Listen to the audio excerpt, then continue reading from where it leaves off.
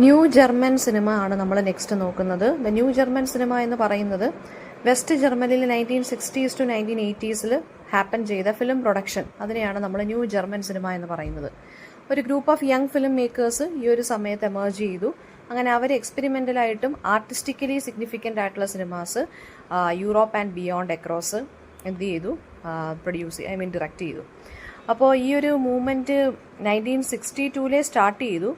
അപ്പോൾ എന്താണെന്ന് വെച്ച് കഴിഞ്ഞാൽ ന്യൂ സെൻസിബിലിറ്റീസ് ഫിലിമിൽ കൊണ്ടുവരിക, അതായിരുന്നു. അതുവരെ ഫോളോ ചെയ്തിരുന്ന കൺവെൻഷണൽ ആയിട്ടുള്ള കാര്യങ്ങളെല്ലാം പ്രൊജക്റ്റ് ചെയ്തിട്ട് ന്യൂ സെൻസിബിലിറ്റീസ് കൊണ്ടുവരിക എന്നുള്ളതായിരുന്നു ഇവരുടെ ഒരു പ്ലാൻ എന്ന് പറയുന്നത്. അപ്പോൾ ഈ ന്യൂ ജർമ്മൻ സിനിമയിലുള്ള ഡയറക്ടേഴ്സ് ആരൊക്കെയാണെന്ന് ചോദിച്ചു കഴിഞ്ഞാൽ റെയ്നർ വെർണർ ഫാസ്ബിൻഡർ ഉണ്ട്, വെർണർ ഹെർസോഗ് ഉണ്ട്,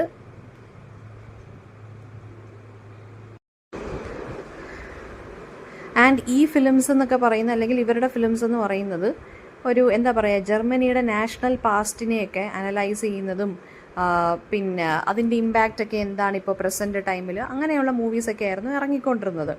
ആൻഡ് ഓൾസോ ഹോളിവുഡ് സിനിമ നല്ല രീതിയിൽ ഈ ഒരു മൂവ്മെൻറ്റിനെ, അതായത് ന്യൂ ജർമ്മൻ സിനിമ മൂവ്മെൻറ്റിനെ ഇൻഫ്ലുവൻസ് ചെയ്തിരുന്നു.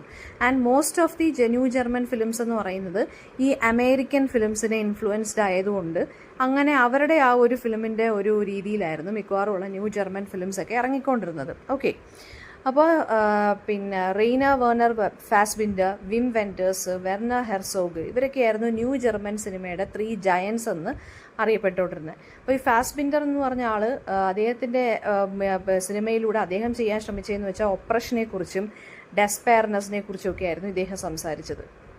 അപ്പോൾ അദ്ദേഹം ഒരു സ്യൂഡോണിയം വെച്ചിട്ടാണ് ഫസ്റ്റ് ഫീച്ചർ ഫിലിമൊക്കെ ഇറക്കിയത്. ഫ്രാൻസ് വോൾഷ് എന്നുള്ളൊരു പേരിലാണ് അദ്ദേഹത്തിൻ്റെ ഫസ്റ്റ് ഫിലിമൊക്കെ ഇറക്കിയത്.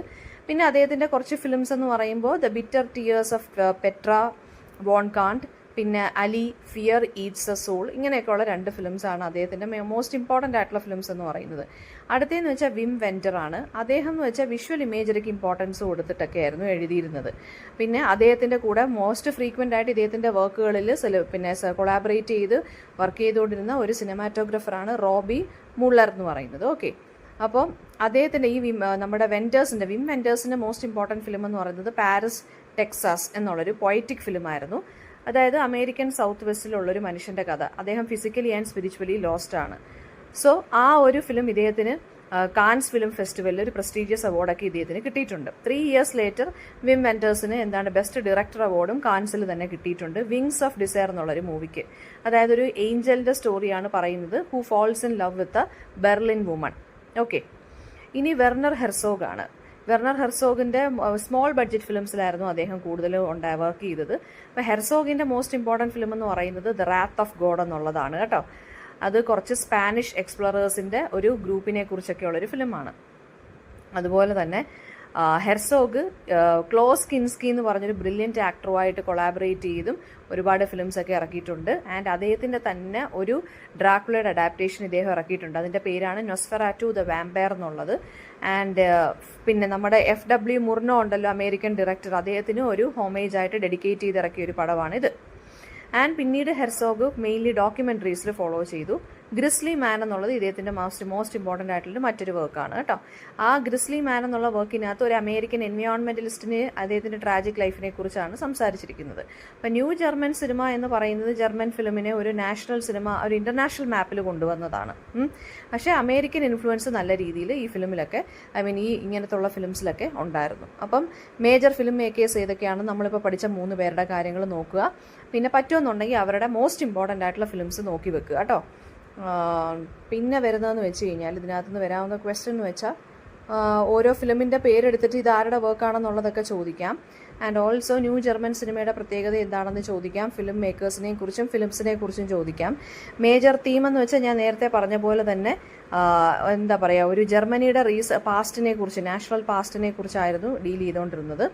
ആൻഡ് ഓൾസോ പിന്നെ പുതിയൊരു കൺട്രിയുടേതായിട്ടുള്ള പ്രത്യേകതകൾ എന്തൊക്കെയായിരുന്നു, അതായത് ഈ ജർമ്മനിയുടെ ആ ഒരു പ്രസൻറ്റ് കണ്ടീഷനെ കുറിച്ചൊക്കെ ഇതിനകത്ത് മോസ്റ്റ് ഓഫ് ദ ഫിലിംസിനകത്തുണ്ടായിരുന്നു. പിന്നെ അമേരിക്കൻ ഇൻഫ്ലുവൻസ് ഇതിനകത്തുണ്ടായിരുന്നു. മെലോ ഡ്രമാറ്റിക് ഫിലിംസ് ആയിരുന്നു കൂടുതൽ ഇറങ്ങിയിരുന്നത് എന്നൊക്കെയുള്ളതാണ് പറയേണ്ടത്.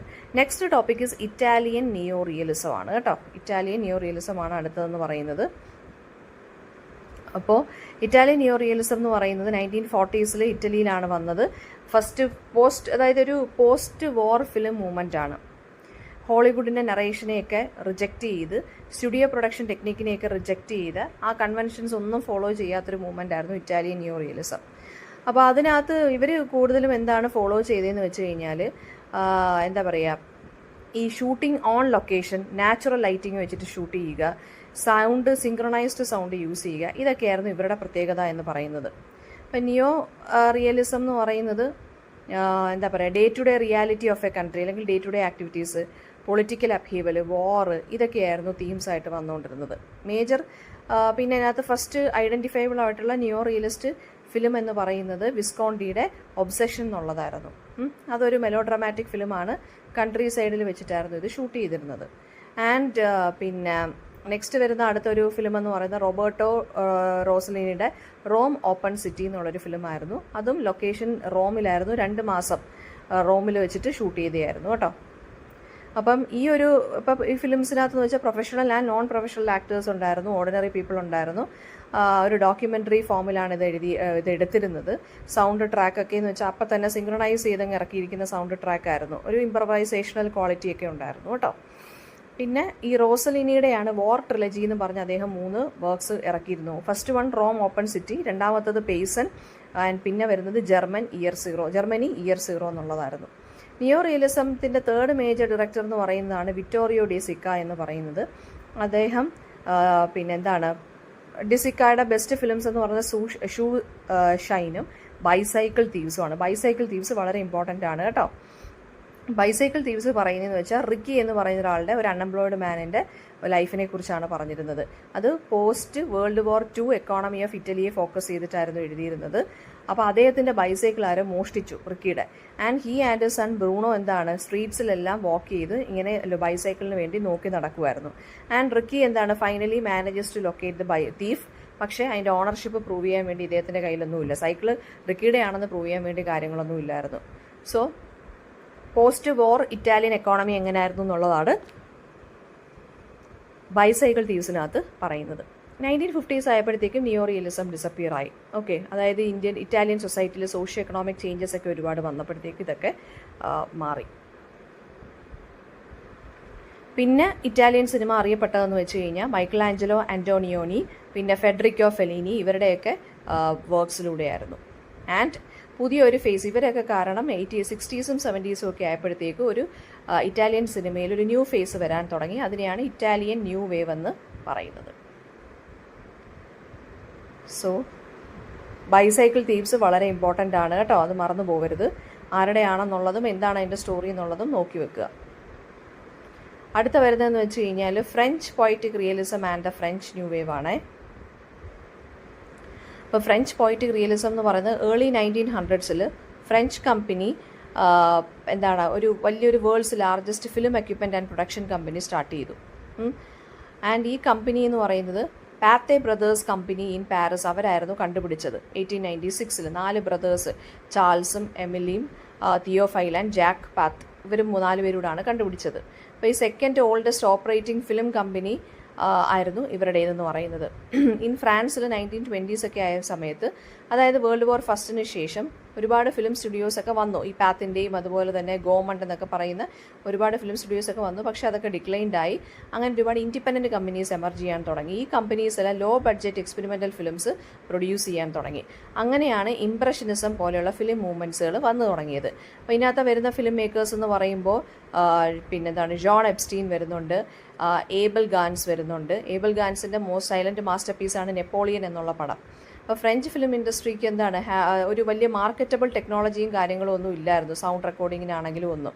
അപ്പോൾ ഫ്രഞ്ച് സൈലൻറ്റ് സിനിമ ആണ് ആദ്യമൊക്കെ സൈലൻറ്റ് സിനിമാസ് ആയിരുന്നു. അപ്പോൾ വലിയ രീതിയിൽ സൗണ്ട് റെക്കോർഡിങ്ങിൻ്റെ കാര്യങ്ങളൊന്നും അറിഞ്ഞുകൂടാത്തതുകൊണ്ട് വലിയ സ്റ്റിഫ് കോമ്പറ്റീഷനായിരുന്നു ഇവർക്ക് ഹോളിവുഡിൽ നിന്ന് ഫേസ് ചെയ്യേണ്ടി വന്നത്. പിന്നെ സൗണ്ട് ഫിലിംസൊക്കെ ഹോളിവുഡിൽ നിന്ന് വന്നപ്പോഴത്തേക്കും പിന്നെയും പ്രശ്നമായി മാറി. അപ്പോൾ ഈ ഒരു ത്രെഡിൽ ഫ്രഞ്ച് ഇൻഡസ്ട്രി 2 കൊളാബറേഷൻസ് ഫോം ചെയ്തു. അതായത് ഈ കമ്പനീസ് ഉണ്ടല്ലോ, പാത്ത് കമ്പനിയും ഉണ്ട്, ഗോമൺ കമ്പനിയും ഉണ്ട്. ഇവരെല്ലാവരും കൂടി കൊളാബറേറ്റ് ചെയ്ത് പടങ്ങളെല്ലാം സൗണ്ട് ഫിലിംസ് ഇറക്കാൻ തുടങ്ങി. പിന്നെ between 1928 and 1938 French film production ഡബിൾഡായി. And also many filmmakers ഇതിന് ഫ്രഞ്ച് സിനിമയിൽ 1930s ഒക്കെ ആയപ്പോഴത്തേക്ക് കോൺട്രിബ്യൂഷൻ നടത്തി. ആൻഡ് അതിൽ 3 മോസ്റ്റ് ഇമ്പോർട്ടൻ്റ് ആയിട്ടുള്ളവരെന്ന് വെച്ചാൽ റെനെ ക്ലെയർ, ജോൺ വിഗോയും ജോൺ റെനോയറും ആയിരുന്നു. ഈ പീരീഡിനെ നമ്മൾ പോയറ്റിക് റിയലിസം പീരീഡ് എന്നാണ്, ആ സമയത്ത് ഇറങ്ങിയ ഫിലിം സ്റ്റൈലിനെ പോയറ്റിക് റിയലിസം എന്നാണ് പറഞ്ഞുകൊണ്ടിരുന്നത്. അതായത് റിയലിസവും പിന്നെ അങ്ങനെയുള്ള തീംസും കാര്യങ്ങളും ഒക്കെ ആയിരുന്നു യൂസ് ചെയ്തുകൊണ്ടിരുന്നത്. പിന്നെ ഡെക്കോർ, സെറ്റിങ്, ലൈറ്റ്നിങ്ങിനൊക്കെ ഇമ്പോർട്ടൻസ് കൊടുത്തു. പിന്നെ പാരീസിലെ കുറേ ഭാഗങ്ങളൊക്കെ സ്റ്റുഡിയോയിൽ തന്നെ റീപ്രൊഡ്യൂസ് ചെയ്ത് മോഡൽസ് ഒക്കെ ഉണ്ടാക്കാൻ തുടങ്ങി. അപ്പോൾ അങ്ങനെ ഭയങ്കര ഒതൻറ്റിക് ആയിട്ടുള്ള മോഡൽസും സ്റ്റുഡിയോസും ഒക്കെ വന്നപ്പോഴത്തേക്കും നല്ല രീതിയിൽ ഇത് ഫ്ലറിഷ്ഡ് ആവാൻ തുടങ്ങി കേട്ടോ. പിന്നെ ഈ മിക്കവാറുള്ള ഈ ഫിലിംസിനകത്തൊക്കെ വരുന്ന നറേഷനകത്ത് വരുന്ന മെയിൽ പ്രൊട്ടാഗണിസ്റ്റ് ജനറലി ഭയങ്കര കഷ്ടപ്പെട്ട് ജീവിക്കുന്ന ഒരു ടൈപ്പ് ഓഫ് ഇതായിരിക്കും. അപ്പോൾ അങ്ങനെയുള്ള മിക്കവാറുള്ള മൂവീസൊക്കെ അങ്ങനെയായിരുന്നു. പിന്നെ ഓരോരുത്തരുടെ, അതായത് നമ്മളിപ്പോൾ പഠിച്ച റെനെ ക്ലെയറിൻ്റെയൊക്കെ കോൺട്രിബ്യൂഷൻസ് എന്താണെന്ന് നോക്കുക. സൗണ്ടിലായിരുന്നു അദ്ദേഹത്തിൻ്റെ കോൺട്രിബ്യൂഷൻസ് ഫുള്ള്. അദ്ദേഹത്തിൻ്റെ മോസ്റ്റ് ഇമ്പോർട്ടൻറ്റ് വർക്ക് ഒരു മ്യൂസിക്കൽ കോമഡിയാണ്, അത് പിന്നെ under the roof of Paris എന്ന് പറയുന്നത്. പിന്നെ ജോൺ വിഗോയുടെ അടുത്തെന്ന് പറയുന്നത് സീറോ ഫോർ കോണ്ടാക്ട് എന്ന് പറഞ്ഞൊരു മൂവി. അതെല്ലാം ഇതൊക്കെ ലിറിക്കൽ ഫിലിമാണ് കേട്ടോ. സോഷ്യൽ റിയാലിറ്റിക്കെതിരെയൊക്കെ കൊണ്ടുവന്ന, അതായത് സൊസൈറ്റിക്കെതിരെ ഒരു റിവോൾട്ട് പോലെ കൊണ്ടുവന്നൊരു ടൈപ്പ് ഓഫ് തീമായിരുന്നു അതിൻ്റേത്. പിന്നെ ജോൺ റെനോയർ എന്ന് പറയുന്നത് പിന്നെ 9 ഫിലിംസ് അദ്ദേഹം ഡയറക്റ്റ് ചെയ്തു. Night at the crossroads എന്നൊക്കെ പറഞ്ഞ് ഇതൊക്കെ ഒരു 9 ഫിലിംസാണ് അദ്ദേഹം എന്ത് ചെയ്തത്, പിന്നെ റിലീസ് ചെയ്തത്. അതുപോലെ തന്നെ ആൻറ്റി വോർ മാസ്റ്റർ പീസുകളും ഇദ്ദേഹം ഇറക്കിയിട്ടുണ്ട്. And next French new wave ആണ്. ഫ്രഞ്ച് ന്യൂ വേവ് എന്ന് വെച്ച് കഴിഞ്ഞാൽ ഒരു young French film makers late 1950s ആയപ്പോഴത്തേക്ക് എമർജ് ചെയ്തു. അപ്പോൾ അവർ ഇറക്കിയ ഫിലിംസിനാണ് നമ്മൾ ഫ്രഞ്ച് ന്യൂ വേവ് ഫിലിംസ് എന്ന് പറയുന്നത്. അപ്പോൾ പിന്നെ ഫിലിം സ്കോളേഴ്സ് ആയിട്ടുള്ള അലക്സാൻഡ്രെ ആസ്ട്രക്കിൻ്റെയും ആൻഡ്രേ ബേസിൻ്റെയും തിയറട്ടിക്കൽ റൈറ്റിങ്സ് വെച്ച് ഇറക്കിയ ഫിലിംസിനെയാണ് നമ്മൾ അങ്ങനെയുള്ള ഫിലിംസിനെയാണ് നമ്മൾ ഫ്രഞ്ച് ന്യൂ വേവ് ഫിലിംസ് എന്ന് പറയുന്നത്. ഓക്കെ, അപ്പം ഓസ്ട്രിക്കിൻ്റെ അദ്ദേഹമാണ് ക്യാമറ സ്റ്റൈലോ അല്ലെങ്കിൽ ക്യാമറ പെൻ എന്നുള്ളൊരു കോൺസെപ്റ്റ് ഇറക്കിയത്. ആൻഡ് ഓൾസോ പിന്നെ അതുപോലെ തന്നെ എന്ന് വെച്ച് കഴിഞ്ഞാൽ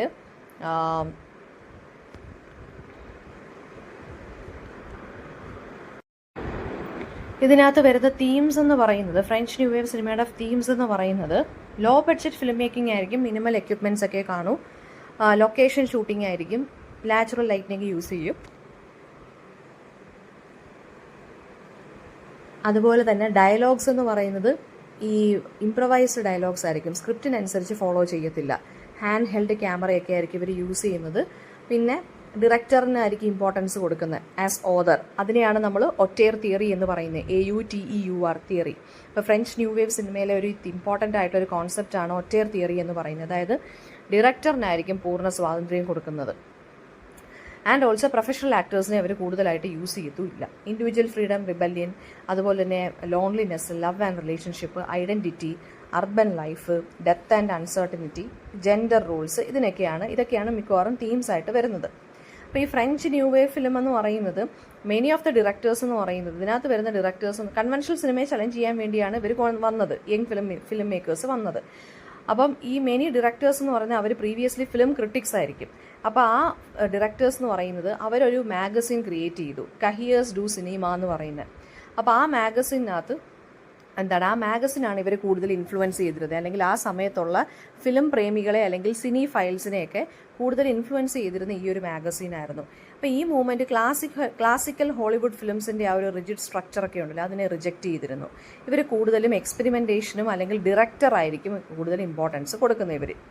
അപ്പോൾ കീ ഡയറക്ടേഴ്സ് എന്ന് പറയുന്നത് ഫ്രാങ്കോയിസ് ട്രൂഫോ ഉണ്ട്, ആഗ്നേസ് വർദ്ധ ഉണ്ട്, ക്ലോഡ് ഷാബ്രോൾ ഉണ്ട്, എറിക് റോമർ ഉണ്ട്, ജീൻ ലൂക്ക് ഗോദാർഡ് ഉണ്ട്. ഇപ്പോൾ ജീൻ ലൂക്ക് ഗോദാർഡ് എന്ന് പറയുന്ന എഡിറ്റിങ്ങിലും നറേറ്റീവ് എക്സ്പെരിമെൻറ്റേഷനാണ് അദ്ദേഹം he's famous four.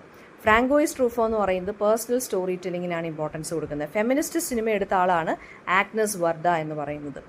Okay, philosophical and dialogue driven films ആണ് എറിക് റോമർ എന്ന് പറഞ്ഞ ഡയറക്ടർ ഫോക്കസ് ചെയ്തിരുന്നത്. ഇമ്പോർട്ടൻറ്റ് ഫിലിംസ് എന്ന് പറയുന്ന ഗോദാർഡിൻ്റെ ബ്രെത്ത്ലെസ് ഉണ്ട്, പിന്നെ നമ്മുടെ ട്രോഫയുടെ ദ 400 ബ്ലോസ് ഉണ്ട്, വർദ്ധയുടെ ക്ലിയോ ഫ്രം 5 to 7 ഉണ്ട്, അതൊരു വിമൻ്റെ ആൻസൈറ്റിയെ കുറിച്ച് പറയുന്നു. പിന്നെ ഇതൊക്കെയായിരുന്നു മോസ്റ്റ് ഇമ്പോർട്ടൻ്റ് ആയിട്ടുള്ള വർക്ക്സ് എന്ന് പറയുന്നത്. പിന്നെ ഇവിടെ ഫ്രഞ്ച് ന്യൂ വേവിനകത്ത് പറയുന്ന ഒരു തിയറിയാണ് ഞാൻ നേരത്തെ പറഞ്ഞ ഒറ്റേർ തിയറി. അത് ഈ മാഗസിൻ കണ്ടുപിടിച്ച ക്രിട്ടിക്സ് ആണ് ഡെവലപ്പ് ചെയ്തത്. അതായത് ഡയറക്ടറാണ് ഒരു ഫിലിമിൻ്റെ ഓതർ. അപ്പം ഡയറക്ടറിൻ്റെ പേഴ്സണൽ വിഷനിലും സ്റ്റൈലിലും വേണം ഫിലിംസ് അല്ലെങ്കിൽ ആ ഫിലിം റിഫ്ലക്റ്റ് ചെയ്യാൻ. ഓക്കെ. അപ്പോൾ അതിൻ്റെ മോസ്റ്റ്ലി ഈ ഒരു തിയറിയായിട്ട് അസോസിയേറ്റഡ് ആയിട്ടുള്ള 2 പേരെന്ന് പറഞ്ഞ ഡയറക്ടേഴ്സ് എന്ന് പറഞ്ഞാൽ ഫ്രാങ്കോയിസ് ട്രോഫിയും ആൻഡ്രേ ബേസിനുമാണ്. അപ്പോൾ ഇതൊരു മേജർ കോൺസെപ്റ്റാണ് ഫിലിം സ്റ്റഡീസിൽ ഈ ഒറ്റയർ തിയറി എന്ന് പറയുന്നത്. എന്ന് വെച്ചാൽ ഡയറക്ടറാണ് ഏറ്റവും ഫിലിമിലെ എല്ലാ ആളുകളും, എല്ലാ സെൻറ്റർ എന്ന് പറയുന്നത് ഡയറക്ടറാണ് കേട്ടോ. ഡയറക്ടറിൻ്റെ വിഷൻ അനുസരിച്ച് വേണം ഒരു ഫിലിം മുന്നോട്ട് പോകാൻ. അപ്പോൾ ഇത് ഗ്ലോബൽ സിനിമയും ഹോളിവുഡിനെയും ഇന്ത്യൻ പാരലൽ സിനിമയൊക്കെ ഈ ഒരു ഒറ്റയർ തിയറി ഇൻഫ്ലുവൻസ് ചെയ്തിരുന്നു. ആൻഡ് ക്വെൻറ്റിൻ ടെറാന്റിനോ ഒക്കെ ഇൻസ്പയർ ചെയ്തിരുന്നു കേട്ടോ, ഈ ഫ്രഞ്ച് ന്യൂ വേവ് സിനിമ ഒക്കെ. അപ്പോൾ ഇൻഡിപെൻഡൻറ്റ് ഫിലിം മേക്കിങ്ങിനെ എൻകറേജ് ചെയ്തിരുന്നു ഇത്.